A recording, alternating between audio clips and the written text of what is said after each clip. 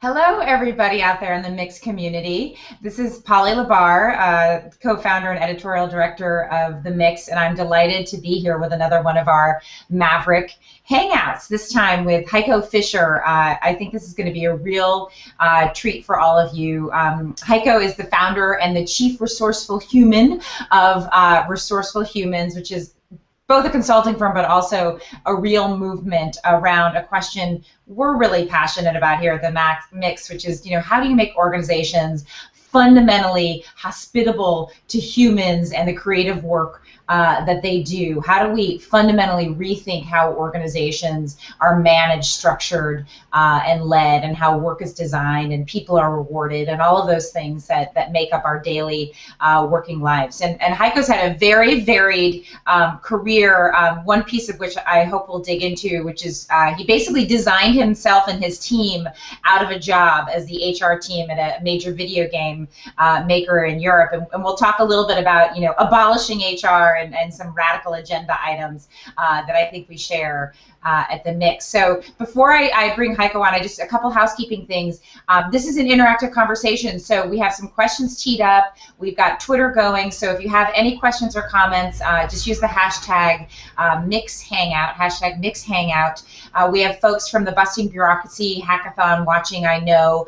Post your questions there, please. I think you're going to get a lot out of Heiko's story, and I think we'll launch in. Heiko, welcome. Thank you. You're joining us from Berlin. Thank you very much for having me. Great honor. Absolutely. Well, so as I said, we share a real passion with you at the Mix, which is really thinking about how do we make organizations fundamentally fit for human beings and fit for the future. And I think there's a lot of maybe cheap talk around these terms around freedom and even busting bureaucracy, some of the language we use, and engagement. I think these are all ideas for which there are no enemies. No CEO in the world would say we don't want more engagement, or maybe they don't want more freedom. But what are we really talking about here when we talk about this migration to this nirvana, this new way of working and managing and leading? We were just talking about it, and I thought you had a wonderful way of framing it. So help us set up the kind of where we're going question, and then we'll dig down deeper. Well, where we're going is, I think, something which is very timeless, and as we just talked about a little bit before in the run-up to the session, there was a piece in an article I read lately about Martin Luther King, right, where he was asked about how he came to do this speech, this very iconic speech. I have a dream, when there are 250,000 people literally moving on Washington to say there is something we need to do about the state of this country and the segregation that we have currently. And literally he was saying that it's really important to have something that you strive towards, which is probably impossible to achieve in real life, but you do have something that is out there as an optimum, as an ideal that people can rally around and say, we must always go for that true north, no matter how close we get, but it's the strive that's important in the organization around that. And I think too often we forget how much impact and how much contribution organizations make to our societies, and the well-being of families, employees, people who are impacted by organizations, and we set the bar too low for what organizations can achieve. I love that. I mean, we talk a lot about moonshots and major aspirations here. So, what is the impossible dream? I mean, I know it's hard to describe in a nutshell. I think we're all kind of grasping for the right vocabulary. Sometimes we talk about management 2.0, which feels a little bit soulless in terms of what we're really going for. I know the folks working in the Busting Bureaucracy Hackathon are thinking about, what does the post-bureaucratic organization look like? You talk about 100% democratic entrepreneurship, 0% bureaucracy, which is sort of that thing that you might not ever attain, but is worth striving for. Can you just unpack the vision a little bit, and what are some of the aspects of it that come to you when you think about that? It's super interesting when you ask that, because I think you very naturally have adopted a way at the Mix that very well captures what's going on and avoids one of the pitfalls that you have in this kind of post-Taylorism management discussions, which is people are looking for a clear answer. my head of business development, he will say, okay, tell me exactly what this brings for organization. How can I sell this? What is the net worth, right? And if you go back again to the HP way, which was a heavy influence for the way of resourceful humans, when you ask people what was the HP way, then they will say, I can't really tell, but I'll give you a story that will pretty much give you the spirit of it, right? So I think that all the people who work in this new kind of way, they can give you a story about how that works, and they can oftentimes give you a specific symptom of how that manifests in their organization. And then the problem is that too many consultants and organizations try to carbon copy those symptoms, be it salary transparency or let the teams recruit or managers are voted for. But those are actually, like the tip of the iceberg. What happens at the end of the way? How have you manifested your way of managing? But the way to get there is actually the important bit. So how do you frame an organization so people can fully express themselves and contribute to an enterprise that they feel is theirs, as opposed to I'm just an interchangeable resource in this place?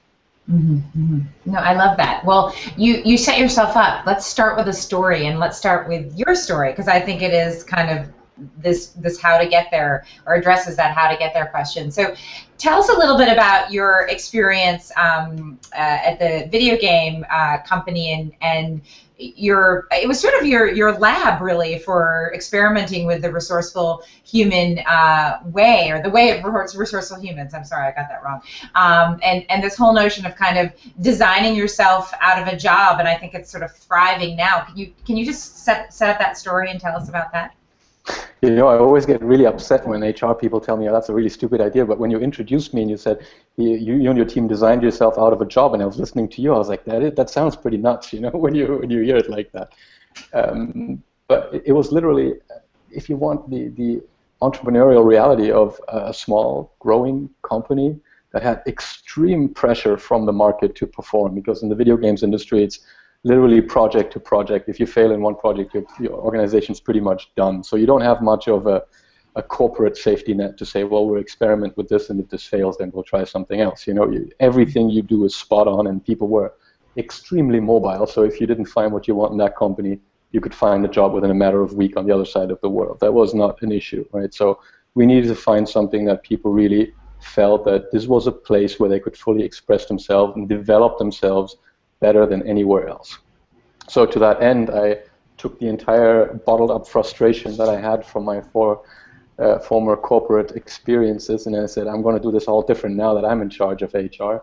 And of course I failed miserably at first, because I basically did the same thing, I just colored them differently. So we did performance management, and instead of a 5 scale, we had a 4 scale, so we don't have a middle, but in essence, it was the same thing that we tried to do. And I remember at some point, shortly before my probation ended, I did a tour myself, and I talked to the different managers in the organization and did kind of a check-in with them. And I said, okay, guys, if you had a magic wand, tell me what would you want me to do? What is it that HR can really contribute so that you guys feel that this is worth having this department and paying a couple of people for that? And this one manager who really, he was hard-pressed to make the 5 minutes for that meeting anyways, because they were kind of in a very tough development phase of their game. He said, Heiko, honestly, the best thing for me would be if everything worked and you wouldn't even be here. There would be no need for you and your team. This just works, okay? And then, thank you, I need to go. I have to do actual work, right? So, first I went back to my team and I was like, so somebody have a noose, I need a window and a noose. Everything else won't help at this point. But then, we got to think about it, and the team challenged me back. And this is, in the end, you fail or you succeed with a great bunch of people around you. And they said, well, why don't you take what he said and build something out of that? What if we could create a way to make the organization so simple? Think about, the iPod example. What was the game-changing design of the iPod? It's intuitive. My 4-year-old daughter could pick it up at the time when it came out and just use the thing and swipe and navigate. Didn't have to explain it. So what if we had a management system that was so intuitive and so easy to use that there would be no need for traditional management or HR? And that became the beginning of the way. And then in the end, we succeeded with that. And well, at that point, we were so far removed from the rest of the world in terms of reality of management that we went out and said, that must be a great business idea to bring this to other companies. And they were like, okay, what did you guys smoke? So we're a bit far off at this point. So that's great. I love it. It's the iPod or the iPhone of management systems. Now that's an interesting picture to paint. So I'm in my repertorial instincts just kicked in. I want to know more and hear about what you actually did at the company, and maybe you could give us a couple examples of how you started to build that. The folks on the mix, we're always thinking about these sort of migration pathways toward this aspiration we're sort of describing here, and whether it's less manager management and more self-management, or breaking apart monolithic structures and disaggregating the work of managing and leading, or expanding autonomy and opening up information, or involving everybody in direction setting, whatever it is. Those are sort of a set of migration paths. So what did you do? I mean, I'm assuming you did sort of design a whole new system top down. Where did you start? Well, I think the interesting thing is that at the time we didn't have much of a design. You can obviously now go back and say this was all done by design, and we've tried to take the elements that we think are core out of it and build that into our service practice. But at the time it was guessing, a lot of guesswork.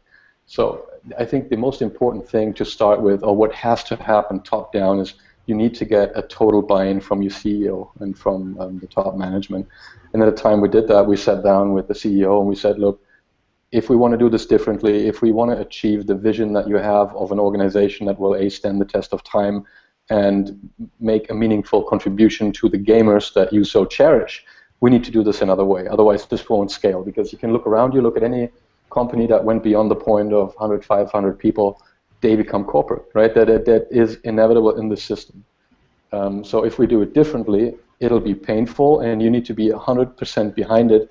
And the main difference is this is not the kind of change that you tell people to do, but this is the change that you need to live, right? So the difference in the change management is you don't charter HR and say, change my organization, but this will be, okay, if we want to go through this change, we're all in it together, and we all have to admit that we don't have a perfect answer, but we totally agree on the spirit that we want to carry the questions out.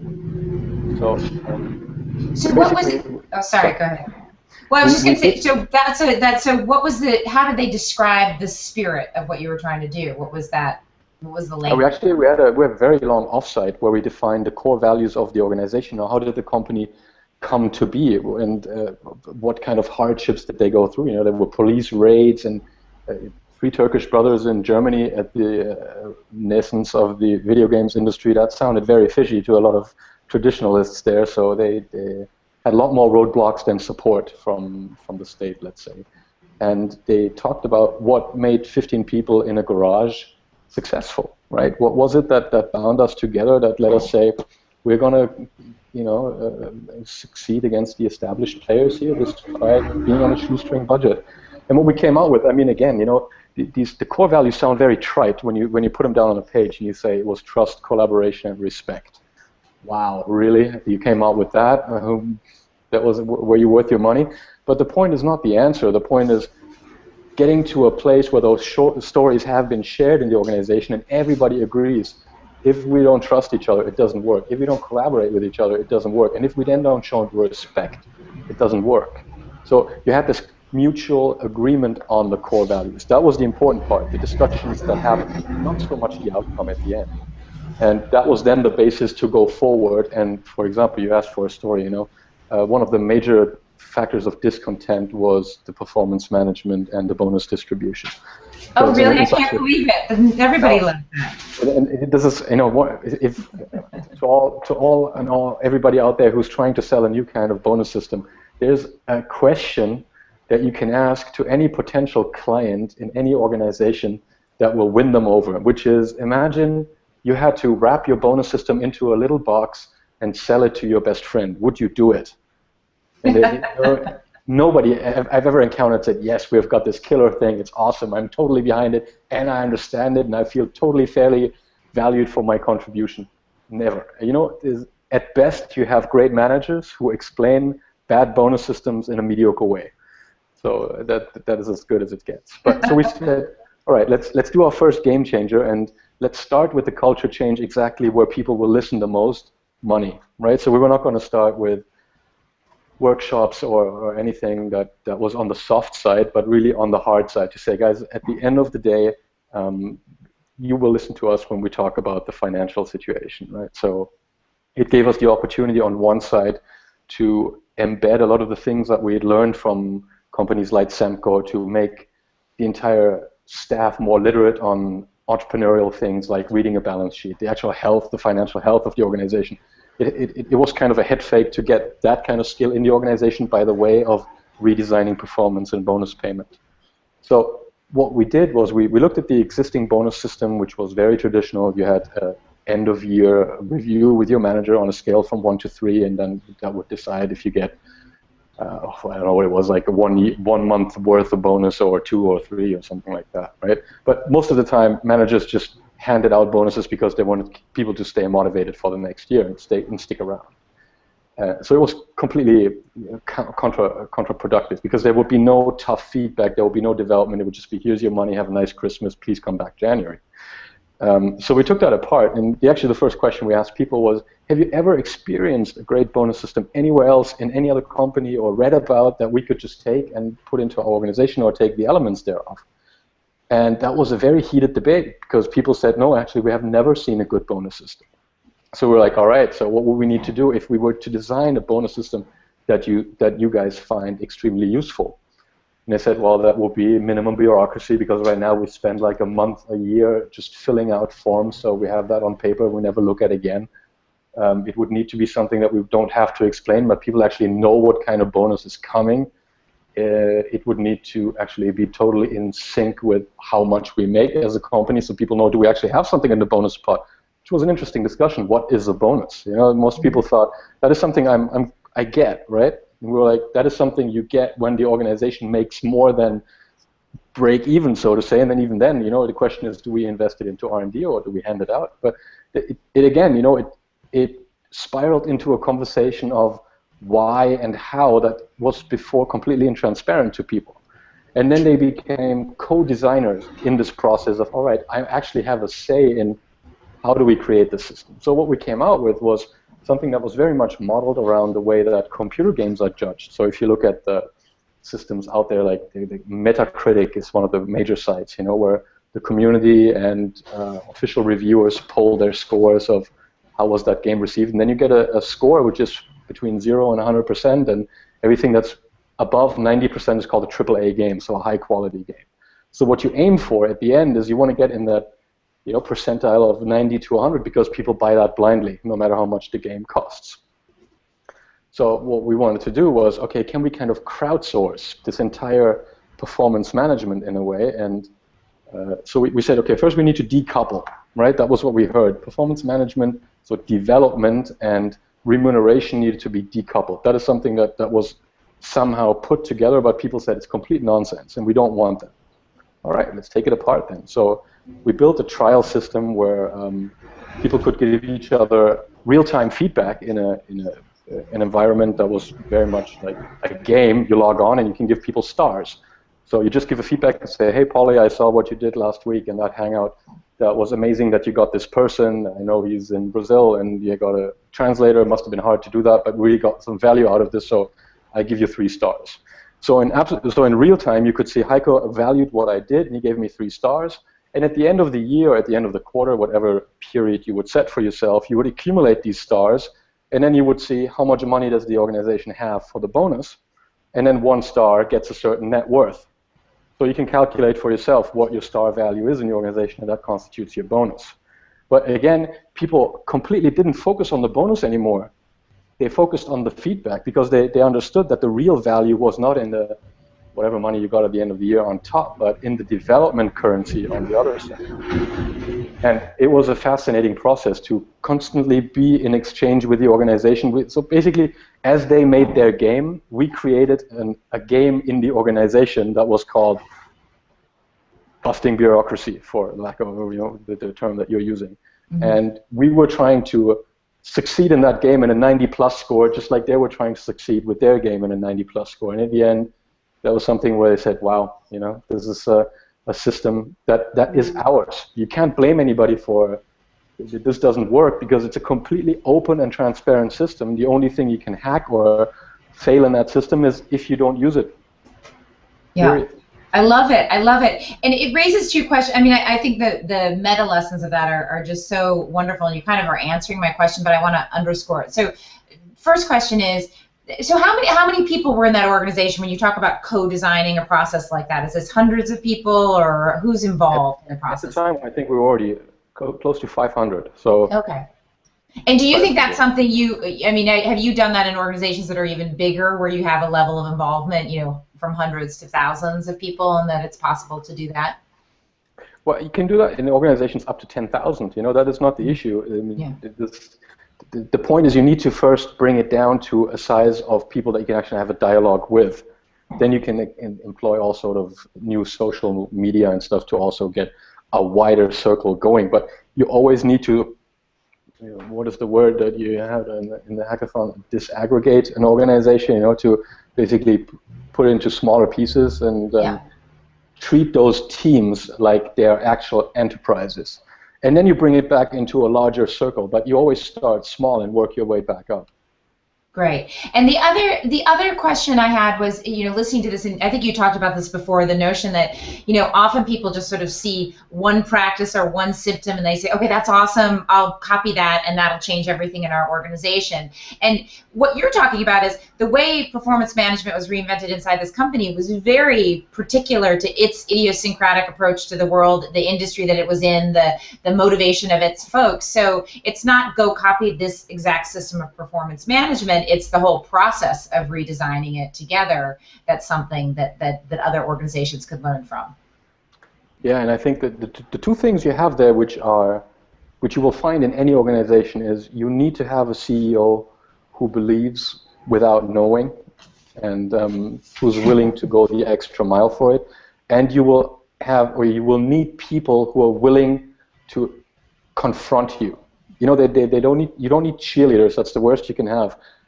You also don't need aggressors, but you need people who are very constructive in trying to shoot you down. Because the more that happens, the more the design process goes forward. So energy in the organization is important, because energy you can transform into a positive momentum. If you have nothing, if there's just apathy and people are like, we're just me too's in this organization anyways, so we don't need to go through the pain of doing that. So you need a level of ambition on the leadership side and in the staff side, otherwise the whole thing just bogs down. Yeah, that's such a good point. So, I mean, speaking of the leadership and the CEO, I mean, I think this way of managing and leading, I mean, we're talking about the fact that you basically kicked yourself out the door. You were useless, after a certain amount of this. But in general, how does this change the work of leadership? I mean, I think even the most enlightened leaders and managers, they're still kind of grown up, or they get thrown into a system where you start to live through the layers. You start to sort of accept the power of your position and behave accordingly, because that's how organizations work. How do we kind of give some regressive therapy to leaders, or think differently about the work of leadership in this context? I think one of the most important ingredients I've seen in all the great leaders that I've worked with is humility. That they have this absolute willingness to surround themselves with smart people who are challenging them and come to an answer that they know they couldn't have come up with themselves. So I think this, whatever we want to call it nowadays, coaching or whatever it is, this new role of leadership, but it's also been out there forever. It has run through different buzzwords, from stewardship to enablement to coaching, but it's this very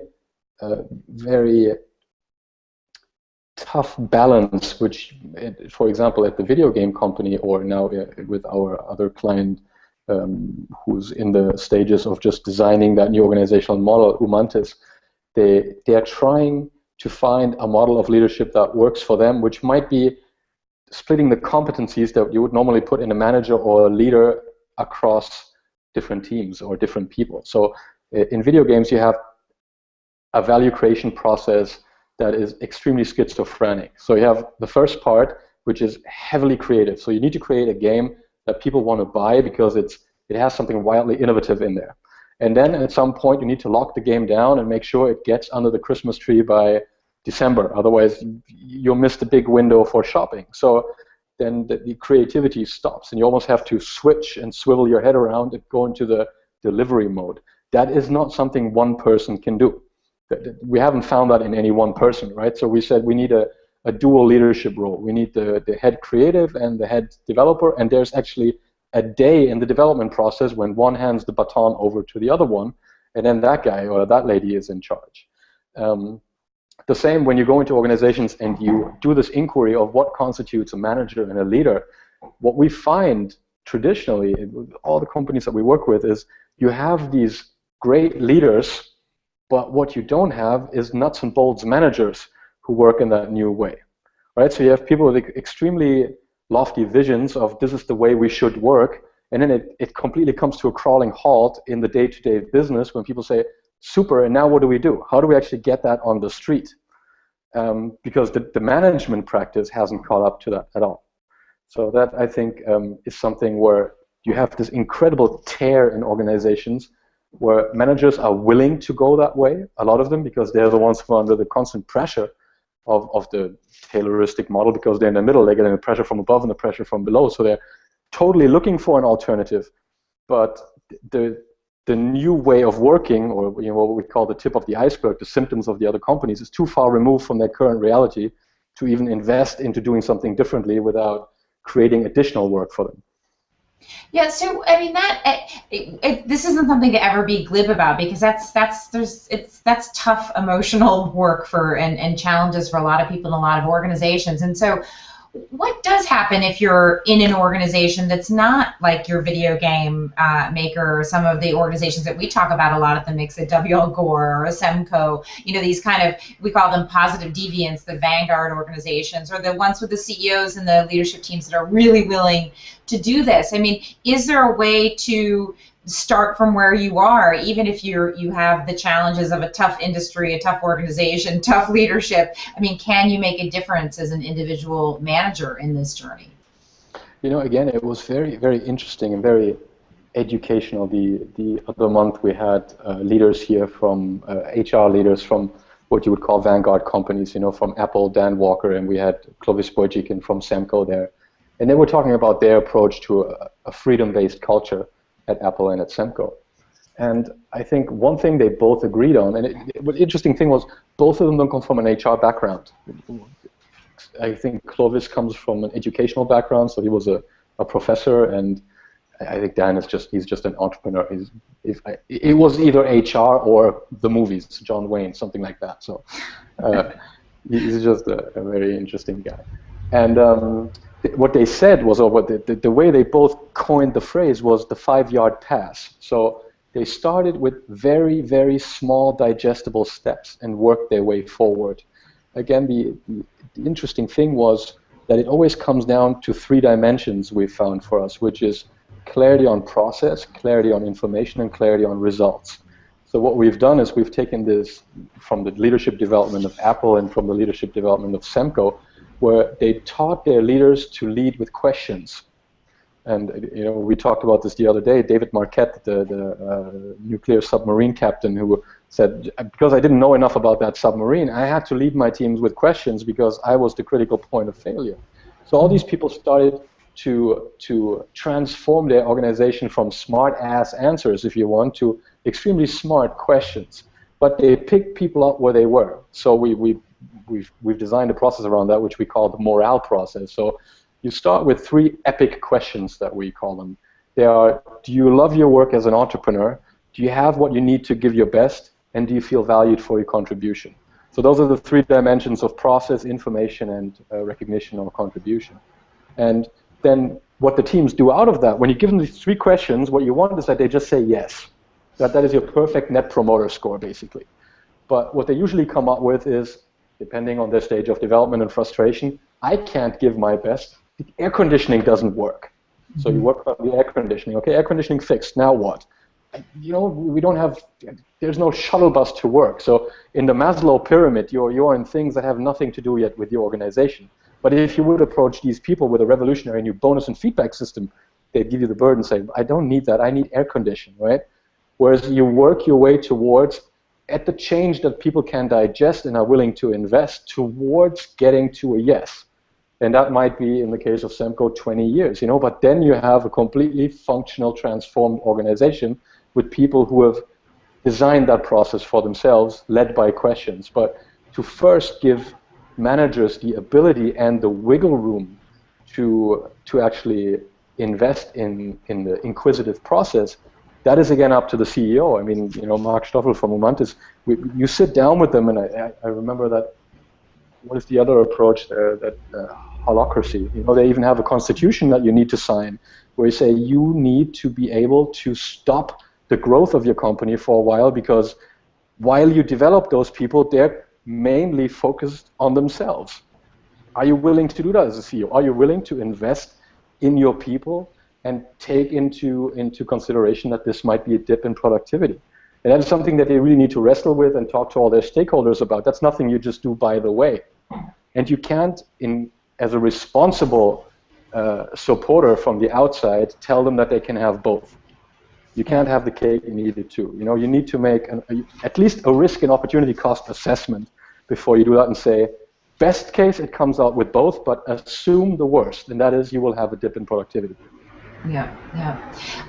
So just switching gears a little bit on this, because I think that the how-to is, the journey is so critical for especially the folks in our community are really contemplating that. And there's that bigger journey that you just described, and then there's the kind of once you're in it, we talk about hacking. I think a lot of what you're doing are sort of management hacks. You could describe them that way as well. Experimentations, and just thinking about, imagining alternatives and designing them together, and then continuing to iterate and tweak and think of these things as sort of living systems that evolve as people use them. And we have all the tools to do that now. How do you help people sort of get into that more experimental mindset? I mean, we always talk about why isn't the world of management and organizations, why don't we approach it like scientists do experiments, think of it as a lab, these things, we invented this whole system in the first place. It doesn't mean it's, written stone. We can reinvent something that's better. So, but we don't like to experiment in organizations because we don't like to fail. We don't like to mess up and make mistakes. So how do you get people into that mode of experimentation? Well, I think the most important thing is that, or the three critical dimensions that we've identified why people don't do that is, first of all, fear. It's just, as you said, there's leaders feel we are responsible for the financial well-being for a lot of stakeholders for this company, and there is no framework that gives you complete success guarantee, or whoever does that is irresponsible in doing so.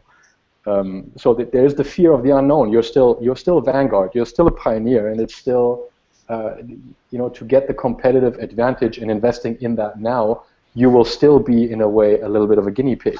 So there's this fear of the Lewis and Clark syndrome, right? You might lose people along the way. The second one is that we have the wrong mental model. So it's very hard to get into people, as you said, the entire management education and the experience from the past that you have is built up on a different way.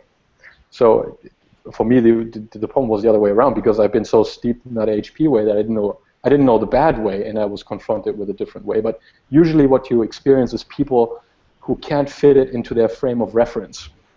So first you have the fear of the unknown, and then you have this, actually this doesn't make sense to me, and then you should task someone from the outside to help you with that, which has the not invented here syndrome. So basically, it says, I'm afraid, which I don't want to tell anybody. I feel stupid because I don't get it, and now I need to tell somebody else to do it for me, which makes me feel weak.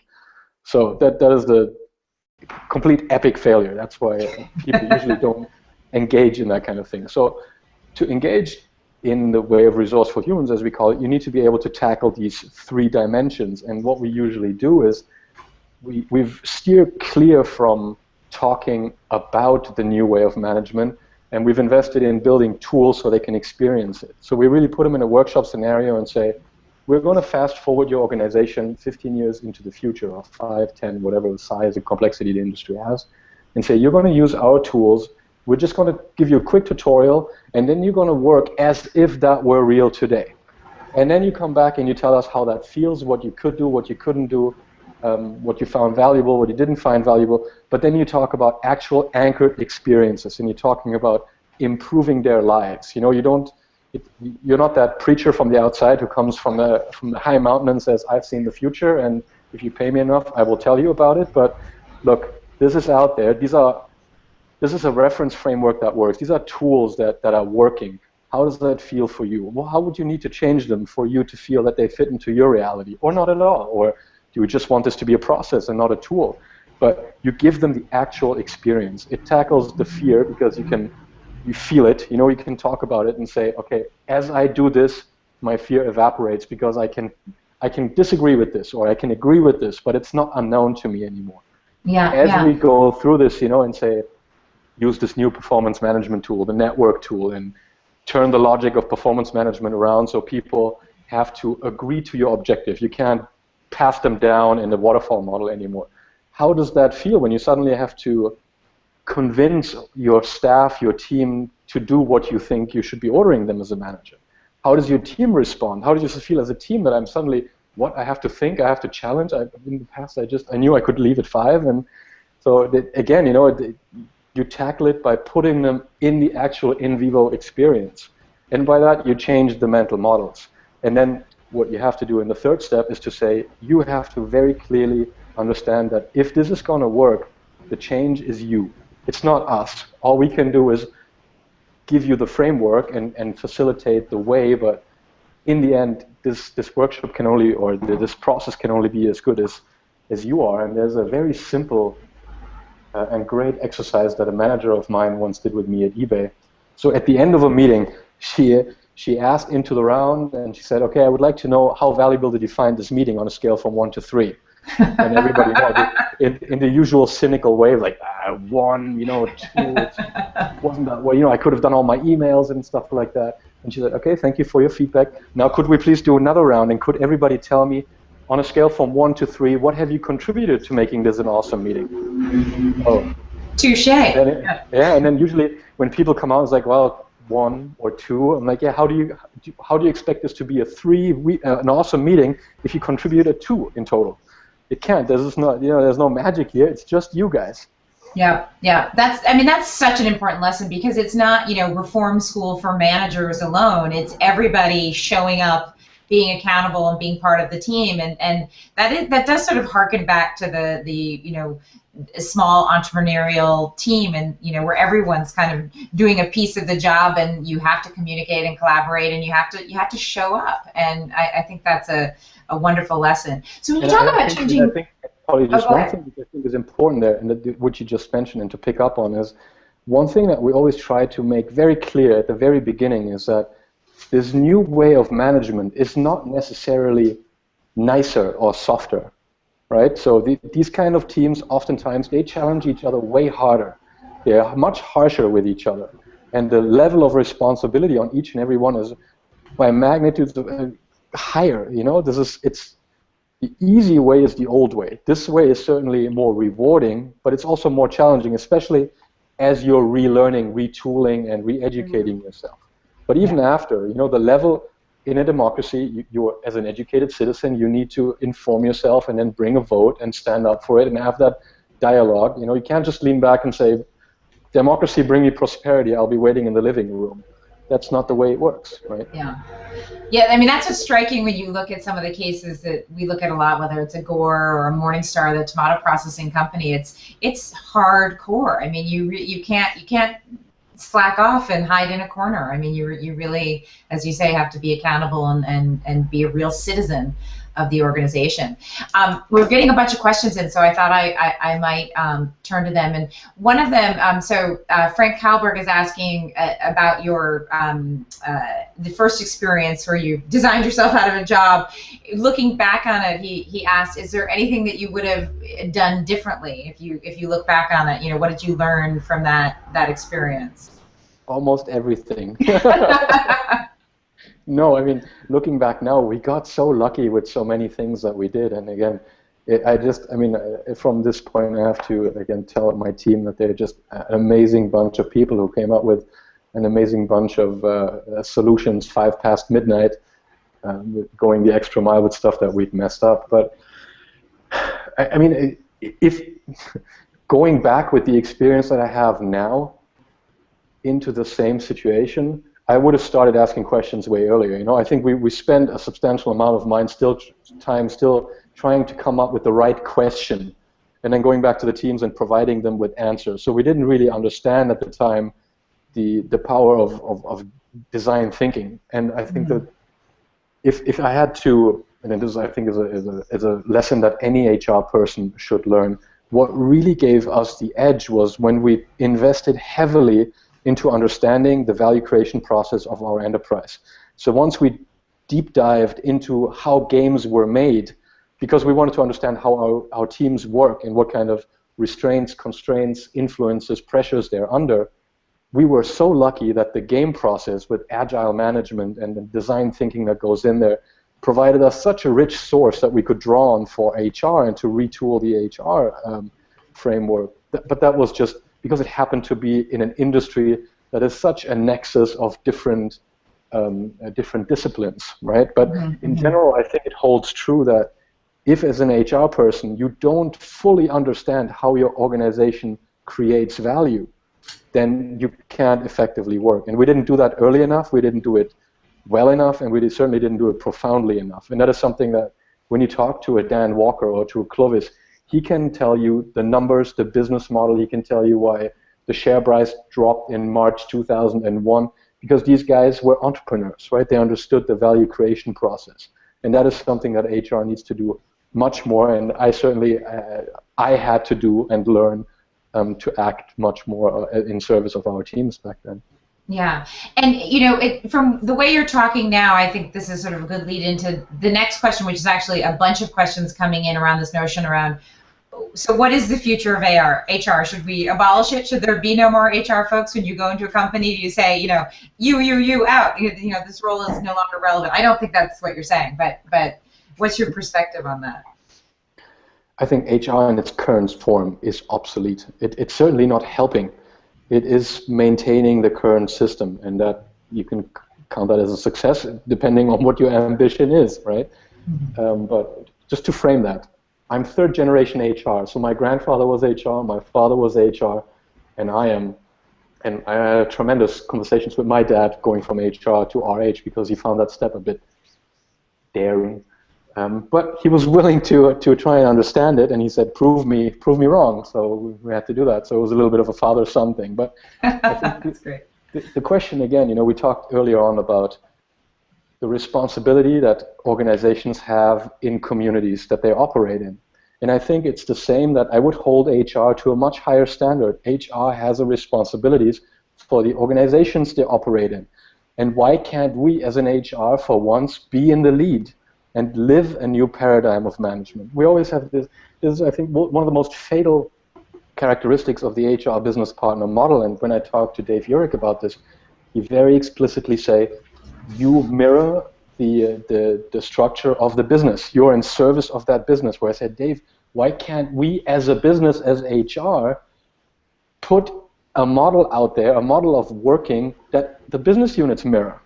Why can't that be our offer to the organization to say we hold ourselves accountable to a higher standard, and then people or teams on demand will come to us and say, the way you work, the way you've designed your work architecture, that's great. We want to work like that too. Because, I mean, HR organizations are usually large teams, and they usually don't have the biggest reputation. So, greatest reputation. So what do we have to lose to say we try something new?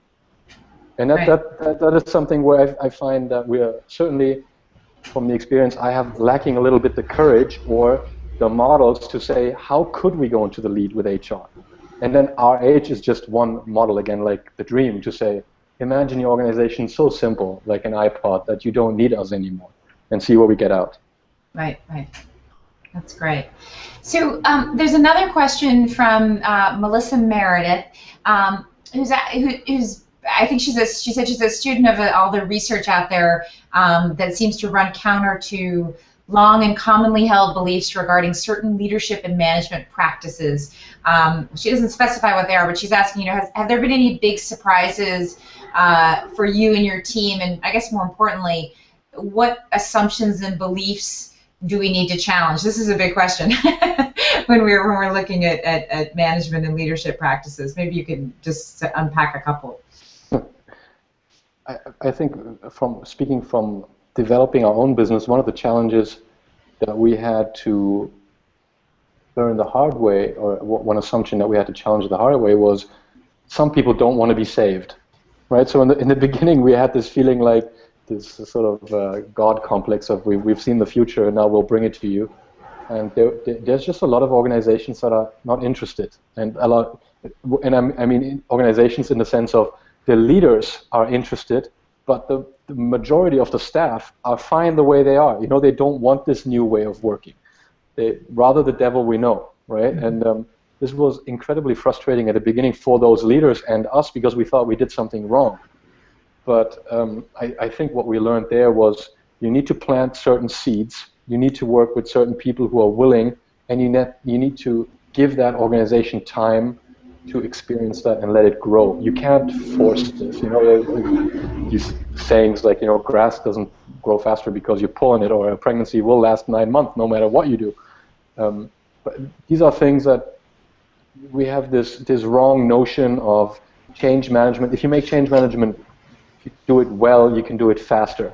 With this new way of working, you change at the speed of people, and that might be different from organization to organization. We can't make any more guarantees on in a year's time, in 3 months' time. We can tell you that this is what we're aiming for, and these are reference points that we can point towards, but this might be entirely different. That way, again, we're at the dimension of fear, because you go into the unknown. But I think these change curves are very individual to individual cultures, organizations. So this is one of the main challenges and learning points for new mental models that we came across. I love that. Did that answer the question? Absolutely. I think that's a wonderful way to put it. So I wanted to go back to, we were going to invite a guest, because I think this whole world, as you've been mentioning, it's sort of a big tent. It's you guys are working on this. There are folks all over the world, and we're all trying to kind of create this cohort of folks. And by the way, anyone listening, we're going to have a big meeting, the Mix Mashup in November. We're going to gather as many of these folks, and hopefully Heiko included, to have these conversations together in real time. But can we talk a little bit about Kelly's company? And I'm probably mispronouncing. Is it Haufe Humantis. Haufe, yeah. Sorry, yes. Just to give another example of how an organization is going about this kind of migration towards democracy and participation and openness. Absolutely, and I think this is usually you get the feedback. Of course this works. Video games company, a crazy bunch of people somewhere at the end of the world. But then you have a very traditional publishing company in Germany, small to medium-sized business, like 3,000 people, and they suddenly say, we're going to embrace democracy, because we find that as the publishing market declines, we need to find a new way forward. And how do we best reinvent our business model? It's if we invest the energy of the entire organization into reinventing ourselves and our business models all the time. So how can we best unleash the energy of our people? And that their tagline even is employees run companies, right? So how do you best do that? With a democratic organizational model. So they call it, I think, swarming, right? So you work your way around the cybernetics, the bionics, how does swarm theory function? How can we apply this to organizations? And I think it came again from a dual mindset. So the CEO, Mark Stoffel, who has been elected by his staff, right? So in a process by everybody in the organization, they said, we want him as the future CEO, and they had a choice between a couple of people, and they could have said no, and they will have the choice to re-elect him or not. And he said there's two things. First of all, I'm Swiss, so I believe in the power of participative democracy. This is how I grew up, and I think our country is doing well, so why don't we try to translate that system into an organizational context? And we've always worked very closely with our customers in developing our product. So why can't we do the same thing and apply the same logic in developing our organization with our people?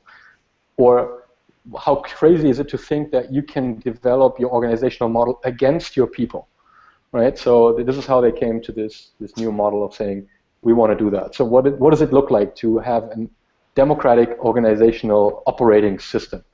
And they had at this time still all people in one room crowdsource their strategy, right? They do everybody in the offsite, and they talk about what do we want to do for next year, what is our goals are going to be, what kind of level of growth do we want to achieve. And so the entire organization is engaged in the strategy creation process.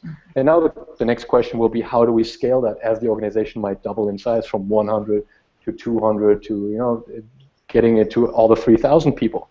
So this is a tremendously exciting process, but again, it starts with a CEO who has a clear vision and a commitment to see it through, and then staff who's willing to invest their energy into following that.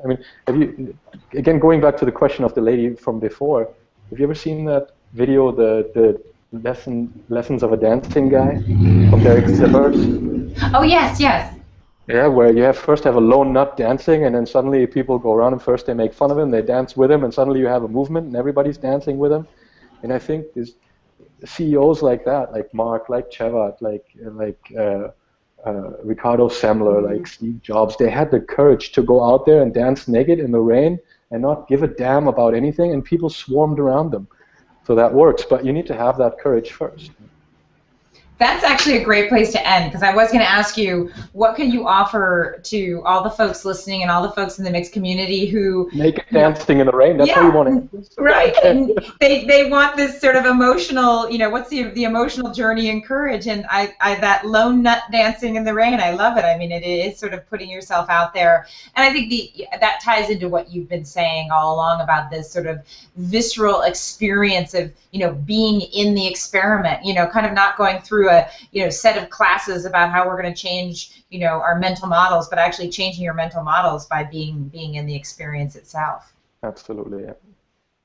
Well, I want to thank you so much. We could probably go on forever, but we want people to be able to watch this video in one gulp. Continue the conversation on hashtag Mix Hangout. Check out the Busting Bureaucracy hackathon to see more ideas like this, and hopefully we'll have Heiko in person in New York in November, so you can all sign up and meet him there. Heiko, thank you so much. Looking forward. Thank you very much, Polly. Bye.